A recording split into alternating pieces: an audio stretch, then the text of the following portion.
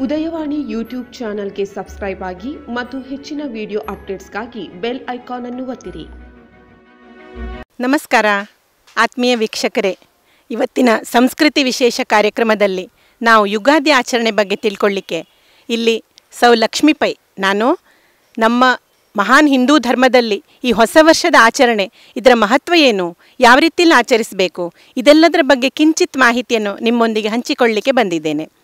ಮೊದಲನೇದಾಗಿ ನಾವು ಈ ಹೊಸ ವರ್ಷ ಈಗ ಸಾಮಾನ್ಯವಾಗಿ ಸಮಾಜದಲ್ಲಿ ನೋಡಿದರೆ ಎಲ್ಲರೂ ಕೂಡ ಜನವರಿ 1ರಿಂದಲೇ ಹೊಸ ವರ್ಷ ಅಂಥೇಳಿ ಆಚರಣೆ ಮಾಡುವ ಒಂದು ವ್ಯಾಪಕ ಒಂದು ಆಚರಣೆ ಪದ್ಧತಿ ರೂಢಿಯಲ್ಲಿ ಬಂದಿದೆ.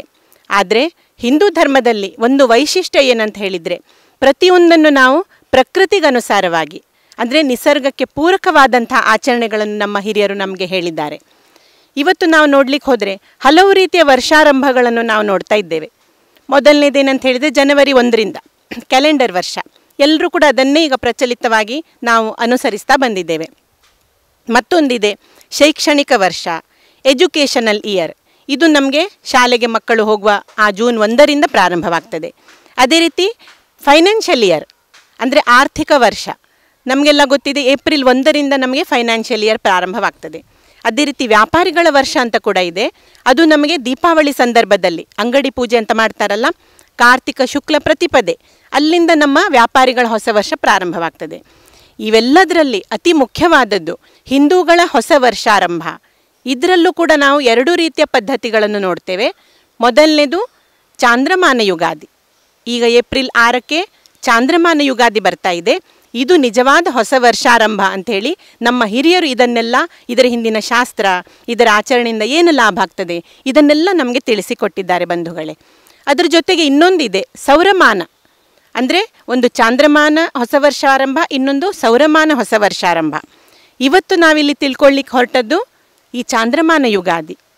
ಅಂದರೆ ಇಡೀ ಈ ಎಲ್ಲ ವರ್ಷದ ಗಣನೆಯಲ್ಲಿ ವರ್ಷಕ್ಕೆ 12 ತಿಂಗಳಂತ ನಮಗೆಲ್ರಿಗೂ ಗೊತ್ತಿದೆ. ಈ 12 ತಿಂಗಳು ಎಂಬುದನ್ನು ಯಾರು ಹೇಳಿದರು ಮೊದಲು? ಇದು ಕೂಡ ಹಿಂದೂಗಳ ಅತಿ ಪ್ರಾಚೀನ ವಾಂಗ್ಮಯ ಅಂದರೆ ವೇದಗಳು. ವೇದದಲ್ಲಿ ಇದರ ಉಲ್ಲೇಖ ಇದೆ ಬಂಧುಗಳೇ.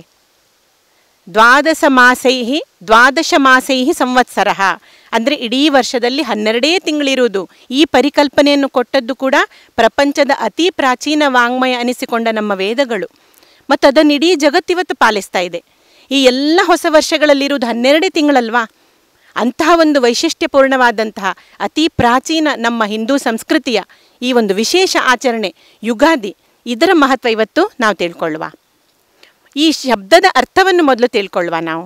ಯುಗ ಪ್ಲಸ್ ಆದಿ ಅಂದರೆ ಯುಗಾದಿ ಅಂತ ಹೇಳ್ತೇವೆ ನಾವು. ಏನಿದರ ಅರ್ಥ? ಬ್ರಹ್ಮದೇವರು ಸೃಷ್ಟಿಯನ್ನು ಪ್ರಾರಂಭ ಮಾಡಿದ ದಿವಸ ಅಂತ ಹೇಳಲಾಗ್ತದೆ ಇದನ್ನು.